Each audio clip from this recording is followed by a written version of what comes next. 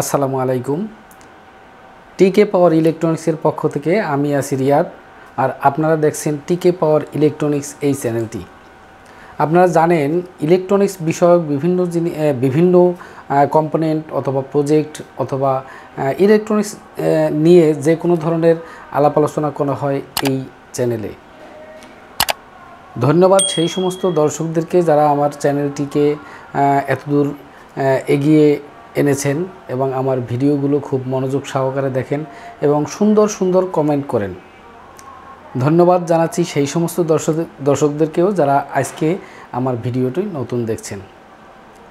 তো যাই হোক, আমাদের এখনকার সময়ের সবচেয়ে জনপ্রিয় কিছু কাজ যেগুলো হচ্ছে নিত্যনৈমিত্তিক আমাদের টেকনিক্যাল জীবনে বা এখনকার সময়ে এই গরমের মধ্যে আমাদের সবচেয়ে বেশি একটি কাজ দরকার হয়, সেটি হচ্ছে আইপিএস বা ইনভার্টার রিলেটেড কাজ।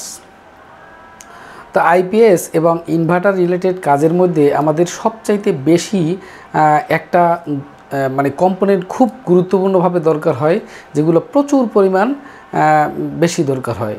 কিন্তু এই কম্পোনেন্টগুলোর মধ্যেই অনেক সময় খারাপ ভালো মন্দ বিভিন্ন রকমের হয়ে থাকে।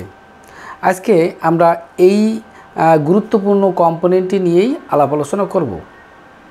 এতক্ষণে অবশ্যই আপনারা বুঝে গেছেন যে সেই কম্পোনেন্টটি কী। সেই কম্পোনেন্ট হচ্ছে ফেট, আমরা যেটাকে বলি মসফেট। ফেট শব্দের অর্থ হচ্ছে ফিল্ড ইফেক্ট ট্রানজিস্টর। এটা ট্রানজিস্টরেরই একটা আপগ্রেড ভার্সন। যখন আপনি ফেট নিয়ে কাজ করবেন তখন আপনাকে অনেকগুলো জিনিস খেয়াল রাখতে হবে। এক নম্বরে, কপি ফেট যদি আপনি ব্যবহার করেন তাহলে আপনার যে ইনভার্টার নিয়ে কাজ করতেছেন সেই ইনভার্টার নিয়ে আপনি অনেক বিপাকে পড়বেন। এখন ইনভার্টারের বিভিন্ন রকম আছে, যেমন আমরা যেগুলো সাধারণত দেখি হাই ফ্রিকুয়েন্সির ইনভার্টার, লো ফ্রিকুয়েন্সির ইনভার্টার, অথবা মনে করেন স্কোয়ার ওয়েভ ইনভার্টার, অথবা মনে করেন সাইন ওয়েভ ইনভার্টার। এখন কোন ইনভার্টারে কী ধরনের মোসফেট ব্যবহার করবেন এটা কিন্তু খুবই গুরুত্বপূর্ণ জিনিস এবং এটা বোঝাটা খুবই জরুরি। তো আজকের ভিডিওটি যারা আমাদের মতো টেকনিক্যাল পারসন তারা অবশ্যই ধৈর্য ধরে দেখুন, তাহলে এই বিষয়টা অন্ততপক্ষে ক্লিয়ার হয়ে যাবে। প্রথমেই আমি আসতেছি লো ফ্রিকোয়েন্সি ইনভার্টার, এবং এটা অবশ্যই স্কোয়ার ওয়েভ ইনভার্টার। লো ফ্রিকোয়েন্সির স্কোয়ার ওয়েভ ইনভার্টার। যখন আমরা লো ফ্রিকোয়েন্সির স্কোয়ার ওয়েভ ইনভার্টার নিয়ে কাজ করব তখন যেই জিনিসগুলো আমাদের খেয়াল রাখতে হবে ফেট ব্যবহারের ক্ষেত্রে, এক নাম্বার হচ্ছে ফেটের গেট ড্রাইভিং সিস্টেম। ফেটের গেট ড্রাইভিং সিস্টেমটা একুরেট থাকতে হবে। দ্বিতীয় নাম্বারে, এই সমস্ত ইনভার্টারে লো আরডিএসের মোসফেট ব্যবহার করা যায়। এখন আরডিএস কি, চলেন আমরা কম্পিউটার স্ক্রিনে একটা মোসফেটের ক্যারেক্টারিস্টিক বা ডাটা শিট দেখে আমরা বুঝে নেই যে আরডিএস এবং এম্পিয়ার সোর্স ড্রেন এগুলা কিভাবে কাজ করে। যদি এই Z44 একটি মোসফেট নিয়ে কথা বলি, প্রথমে আমরা Z44 এন একটি মোসফেট নিয়ে কথা বলবো। এই মোসফেটটা নিয়ে কথা বলার কারণ হচ্ছে আমরা এই মোসফেটগুলো মোটামুটি সবাই পরিচিত। আচ্ছা, এখানে দেখেন এই যে Z44 এটি হচ্ছে একটি এন চ্যানেল মোসফেট। এই মোসফেটের আরডিএস বা ক্যাপাসিটি যদি আমরা জানতে চাই, কুইক যদি ডাটা শিট দেখতে চাই, এখানে দেখা গেছে মোসফেটটা হচ্ছে 55 ভোল্টের আর 49 এম্পিয়ার, 110 ওয়াট, 175 ডিগ্রি সেলসিয়াস পর্যন্ত সে টেম্পারেচার নিতে পারবে। এবং এই যে 22 মিলি ওহমস, এটা হচ্ছে RDS, drain source on state resistance. এক কথা হচ্ছে আরডিএস, এই যে আরডিএস 1, এটা মোসফেটটা অনেকটা বেশি আরডিএস থাকার কারণে এই মোসফেটটা হাই স্পিডে কাজ করতে পারবে না। সেজন্য হাই স্পিডে কাজ করার জন্য আমাদের আরডিএস আরও কম মোসফেটে যেতে হবে। তাহলে এই মোসফেটটা আমরা কোথায় ব্যবহার করতে পারি? এটা হচ্ছে স্কোয়ার ওয়েভ 50 হার্টজ যে ইনভার্টারগুলো আমরা তৈরি করি সেই ইনভার্টারগুলোতে আমরা এই মোসফেটগুলো ব্যবহার করতে পারি। এরপরে আসি আমরা আরেকটা মসফেট যেখানে আমরা আরডিএস একটু কম দেখব। এখানে দেখতে পাচ্ছেন অন্য একটি মসফেট, যে মসফেটটির নাম্বার হচ্ছে IRLB 4132।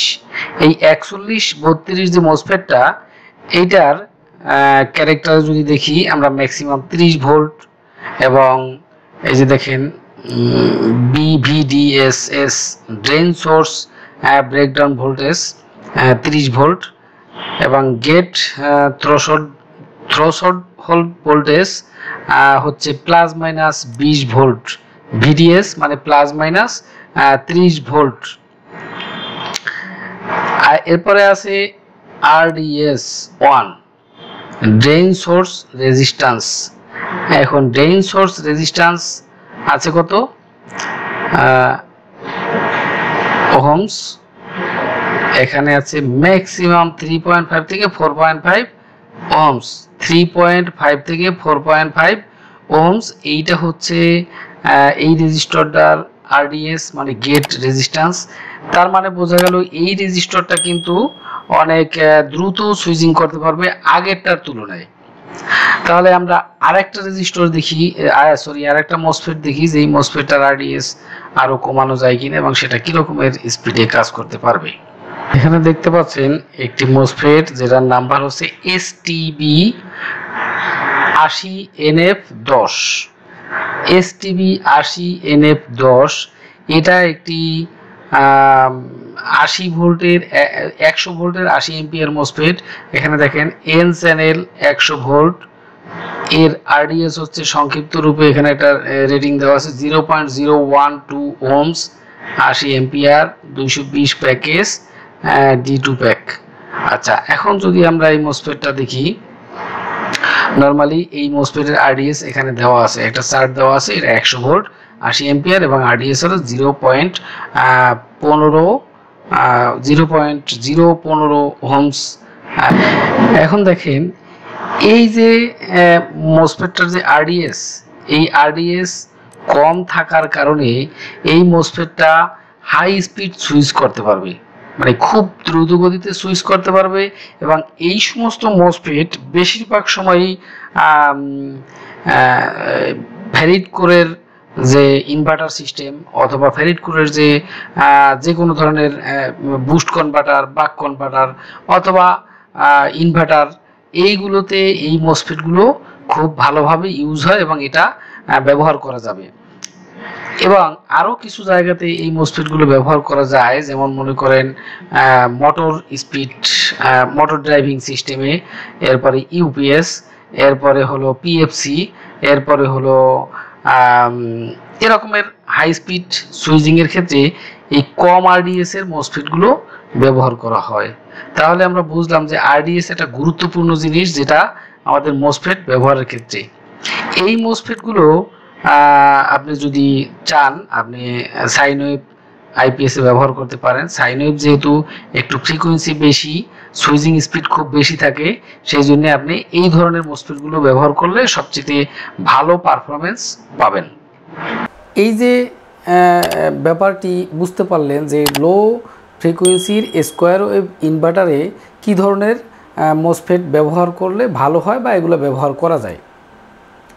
এখন আমরা যদি আসি একটু ফ্রিকোয়েন্সি বেশি সাইন ওয়েভ ইনভার্টার, যেগুলো এখন বর্তমানে অনেক টেকনিক্যাল পার্সনই বা অনেক কোম্পানি এগুলো ব্যবহার করে। তো সেক্ষেত্রে সাইন ওয়েভ ইনভার্টারে আপনি কী ধরনের মসফেট ব্যবহার করলে আপনার ইনভার্টারটি ভালো চলবে বা এটার রেজাল্ট ভালো আসবে, সেটা নিয়ে একটু আলাপ আলোচনা করা যাক। আমাদের এই সাইন ওয়েভ ইনভার্টার বা DSP ইনভার্টার, এই ইনভার্টারগুলোতে ফ্রিকোয়েন্সি একটু বেশি থাকে। এখানে 8 কিলোহার্জে ড্রাইভ করা হয়। যেহেতু ফ্রিকোয়েন্সি এখানে বেশি, সেখানে সেই সূত্রে এখানে মসফেট ব্যবহার করতে হবে RDS কম, মানে মসফেটের গেট রেজিস্ট্যান্স কম, মানে মসফেটটার সুইচিং স্পিড অনেক বেশি। এই টাইপের মসফেট যখন আপনি ব্যবহার করবেন তখন এখানে রেজাল্ট খুব ভালো আসবে। তার সাথে সাথে মসফেটের গেট ড্রাইভিংয়ের যে রেজিস্টরগুলো, সেই রেজিস্টরগুলো অবশ্যই কম মানের ব্যবহার করবেন, যা একেবারে 10 ওহমসের নিচে থাকা উচিত। 10 ওহমসের নিচে থাকা উচিত। মনে করুন আপনি একটি মোসফেট দিয়ে যে ড্রাইভ করতেছেন, ড্রাইভের সময় যদি মোসফেটের গেটের ভোল্টেজ ড্রপ করে, গেট ভোল্টেজ যদি ড্রপ করে, সেক্ষেত্রে কিন্তু মোসফেটটি ভালো সুইচিং হবে না এবং সেক্ষেত্রে মোসফেটটি হিট হওয়ার চান্স থাকে অনেক বেশি।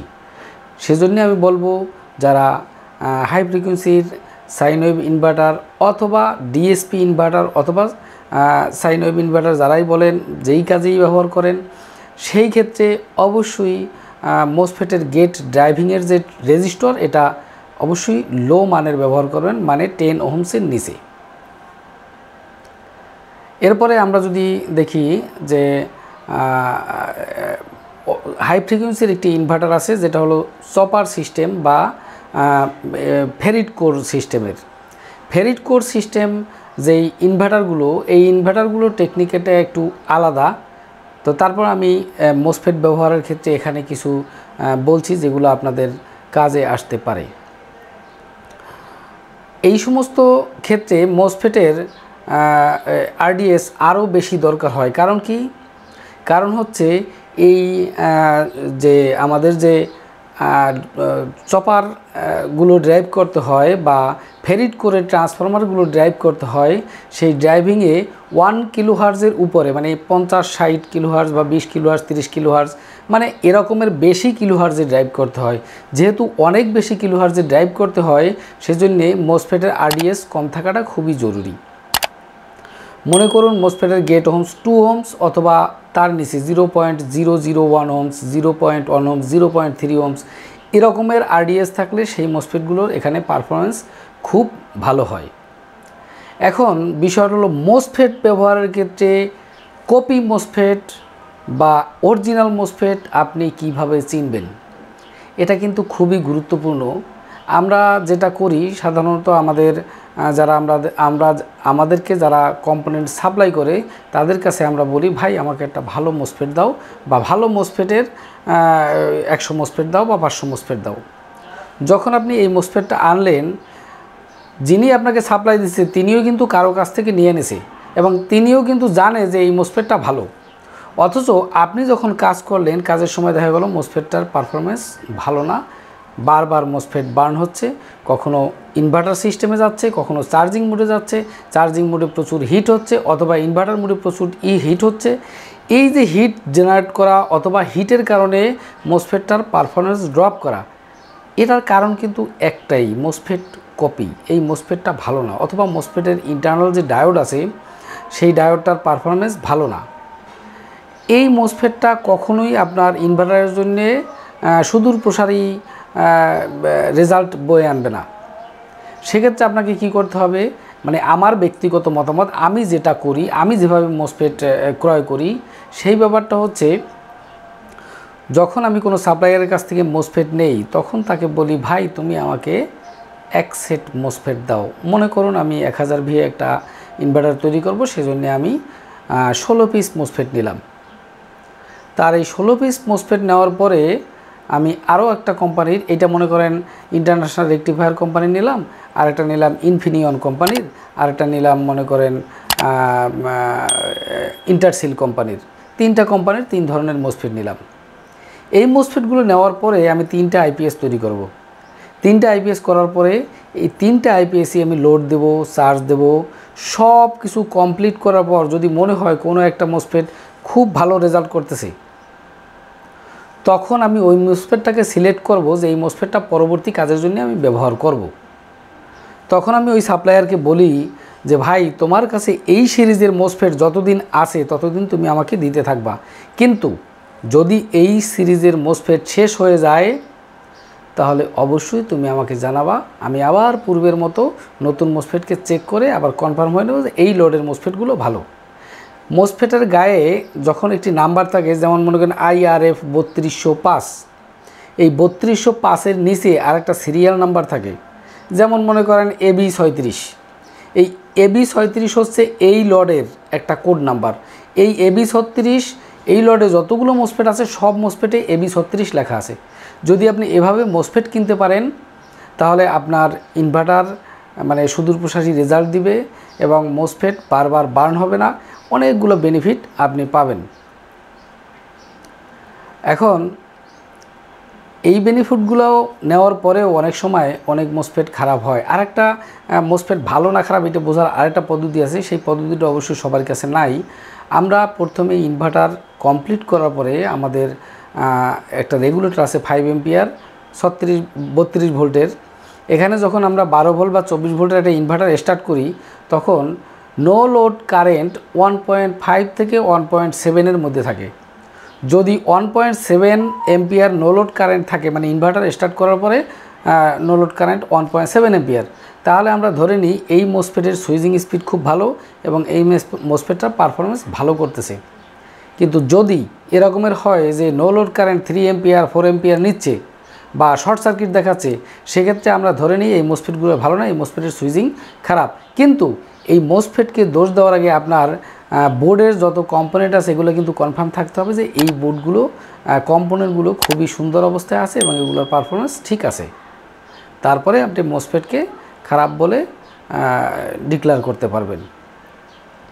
যাই হোক, মোসফেট নিয়ে আজকের যে কথাবার্তাগুলো হলো, আপনারা অবশ্যই এখান থেকে কিছু জ্ঞান অর্জন করতে পারছেন বা মোসফেট সম্পর্কে কিছু অভিজ্ঞতা নিতে পারছেন।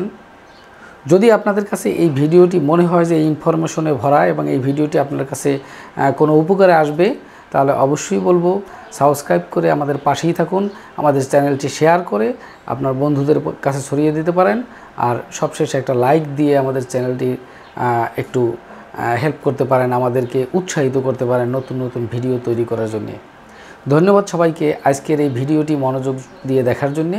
আজকের মতো বিদায়, আল্লাহ হাফেজ।